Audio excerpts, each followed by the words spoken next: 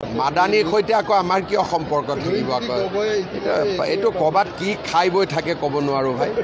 মাদানীৰ সৈতে বিজেপিৰ যদি সম্পৰ্ক থাকে তেতিয়ালে তেওঁলোকে আকৌ মোক কিয় গালি পাৰে মোক মালাহে পিন্ধাব লাগিছিল আৰু মাদানীয়ে কোৱাখিনি কথাটো লুৰিণজ্যোতি গগৈও কৈ আছে যে সংখ্যালঘুক নিৰাপত্তা দিব লাগে গতিকে কাৰ লগত সম্পৰ্ক আছে মই আহোম হোৱাৰ কাৰণে তেখেতৰ মনত থকা যেটো সংকীৰ্ণ যেটো চিন্তা বৰ্ণবাদী চিন্তা সেই চিন্তাৰ কাৰণে এই কথাটো হয়তো ক'ব পাৰে তেওঁৰ মনত অনবৰতে সংকীৰ্ণ দৃষ্টিভংগী বৰ্ণবাদী মানসিকতা এটা লৈ থকাৰ কাৰণে মই আহোম হোৱাৰ কাৰণে হয়তো তেওঁ এই কথাটো ক'ব পাৰে মাদানীৰ লগত সম্পৰ্কটো লিগেচিটো ধুনীয়াকৈ দেখাই দিছো তথ্য সহকাৰে কেনেকৈ তেওঁলোকৰ লগত বিজেপিৰ লগত দীঘলীয়া সম্পৰ্ক RLDৰ লগত কেনেকুৱা সম্পৰ্ক কেনেকৈ তেওঁলোকে MP হ'ল মাদানী বা মাদানীয়ে গুজৰাটত কেনেকৈ ঠিকা কৰিছিলে বিজেপি চৰকাৰ থাকোঁতে এই গোটেই কথা বতৰাবোৰ দীঘলীয়াকৈ মই প্ৰমাণ কৰি দিছো তেওঁলোকৰ লগত সম্পৰ্ক আছে গতিকে তেওঁ এই কথাটো কোৱাৰ লগে লগে এটাটো তেওঁৰ ফ্ৰাষ্ট্ৰেশ্যন তেওঁৰ বিৰক্তিটো ওলাইছে দ্বিতীয় তেওঁ সংকীৰ্ণ মানসিকতা মাদানীৰ সপোনটো অনবৰতে দেখি থাকে কাৰণে তেওঁ মাদানীৰ কথা কৈ আছে মাদানীক ব্যৱহাৰ কৰি অসমত সাম্প্ৰদায়িকতা সৃষ্টি কৰিব খুজিলে সেইকাৰণে মাদানীৰ বক্তব্যটো তেওঁ একে দেখা পাইছে মুখ্যমন্ত্ৰীৰ